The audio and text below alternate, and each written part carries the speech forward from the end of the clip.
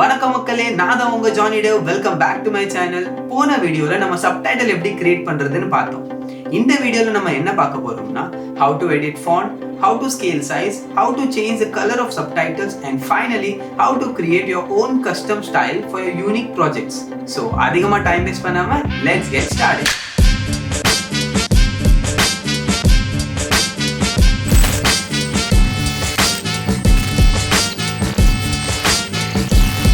So first வந்து நம்ம என்ன பார்க்க போகிறோம்னா how to edit font. So இங்கே பேசிக்காக இந்த சப்டைட்டில் இருக்குல்ல, அது ரொம்ப சின்னதாக இருக்குது.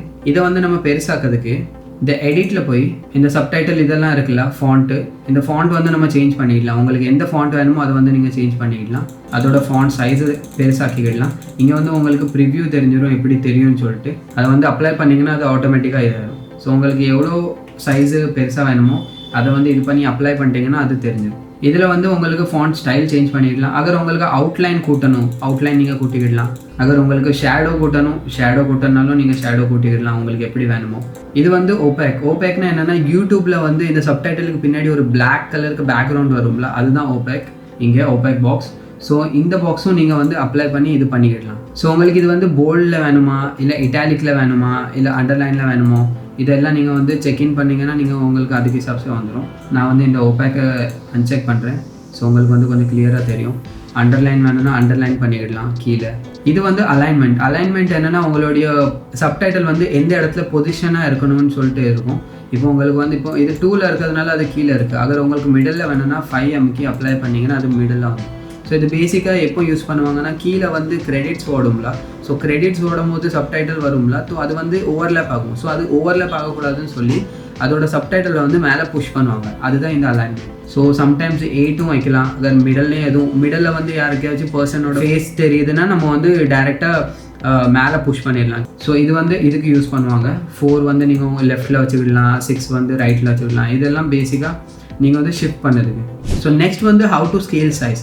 ஸோ முன்னாடியே நான் சொன்ன மாதிரி இந்த ஸ்கேல் சைஸை வந்து நீங்கள் இன்க்ரீஸோ டிக்ரீஸோ பண்ணி இந்த பட்டன் வழியாக நம்பர் வழியாக நீங்கள் வந்து இது பண்ணலாம். ஆர்எல்ஸ் நீங்கள் உங்களுக்கு அக்யூரேட்டாக வேணும், உங்களுக்கு ஏற்றப்பில் அப்படி வேணும்னா நீங்கள் என்ன பண்ணலான்னா, இந்த 5th டேபில் ஸ்கேல் சப்டைட்டில் ஒன்று X and Y ஆக்சிஸ் போட்டிருக்கலாம். அதை பிடிச்சி நீங்கள் வந்து ஆல்ட் கிளிக் பண்ணி இன்க்ரீஸ் பண்ணிங்கன்னா அது வந்து பெருசாகிடும். ஸோ இதை வந்து உங்களுக்காக ஷிஃப்ட் பண்ணணும்னா இந்த ட்ராக் இதை பிடிச்சி மேலே கீழே ஷிஃப்ட் பண்ணிக்கலாம்.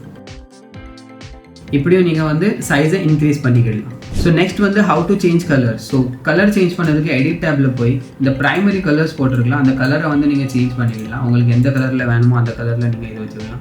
செகண்டரி கலர் அதோட ஷேடில் லைட்டாக இருக்கும், அதை நீங்கள் செலக்ட் பண்ணிடலாம். அவுட்லைன் உங்களுடைய பார்டர் எந்த கலரில் வேணும் அதையும் நீங்கள் இது பண்ணிடலாம். ஒயிட் வைக்கலாம், பிளாக் வைக்கலாம், அவங்களுடைய இஷ்டப்படி. ஷேடோ உங்களுக்கு என்ன ஷேடோ வேணுமோ அதுவும் நீங்கள் வச்சுக்கலாம். ஷேடோ ஒயிட் வேணுமா, பிளாக் வேணுமா.